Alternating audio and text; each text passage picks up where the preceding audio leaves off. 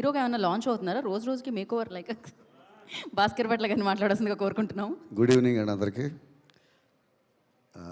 శ్రీ విష్ణు గారితో ఎప్పుడో 10 ఏళ్ళ కిందట సినిమాకి రాసే అవకాశం వచ్చి కుదరలేదు. తర్వాత ఆయన నటుడిగా తర్వాత విశ్వరూపం చూశాను.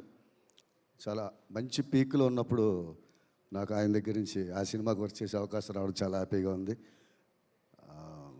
ఆయన అంతా లిరిక్ లవర్ అనేది నాకు తర్వాత అర్థమైంది. ఏంటంటే ఆ సినిమా ఈ పాటలన్నీ అయ్యాక అలాగే కోనా గారు ఆయన నిర్మించిన దాదాపు అంటే 100 సినిమాలు ఇస్తే 90 సినిమాల్లో పాటలు రాయించారు. థ్యాంక్ యూ కోనా గారు.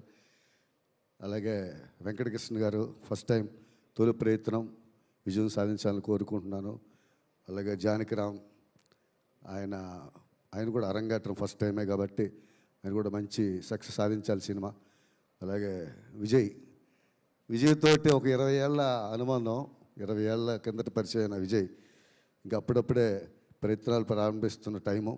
సో అప్పటి నుంచి తను నేనంటే బాగా ఇష్టం, తన మ్యూజిక్ అంటే నాకు ఇష్టం. అది ప్రూవ్ చేసుకొని మంచి పొజిషన్లో ఉన్నాడు ఈరోజు. 1-2 చిన్న సినిమాలు రాసినప్పటికీ ఇది పూర్తి స్థాయిలో పనిచేసిన సినిమా విజయ్ తోటి ఇదే ఫస్ట్. సో ఇందులో మొత్తం పాటలు నేను రాశాను. ఈ పాట ఎలా ఉందో ఇదే రేంజ్కి తగ్గకుండా ఉంటాయి ఇందులో ప్రతి పాట. సో ఇంత మంచి అవకాశం నాకు కల్పించినందుకు కోనా గారు థ్యాంక్ యూ సో మచ్. ఈ సినిమాకు పనిచేసిన ఆర్టిస్టులకి టెక్నీషియన్లు అందరికీ ధన్యవాదాలు తెలియజేసుకుంటూ, ఈ పాట నాకు చాలా మనసుకు దగ్గరగా ఉన్న పాట. సో ఇక మీద ఇప్పుడు అమ్మాయిలను పడేయడానికి ఈ పాటను బాగా యూజ్ చేస్తారు, బాగా రీల్స్లో వస్తుందని కూడా నాకు నమ్మకం ఉంది. Thank you so much. Thank you అండి, thank you so much. So మరి ఇంత మంచి ట్యూన్ ఇచ్చిన విజయ్ బుల్గానిన్ గారిని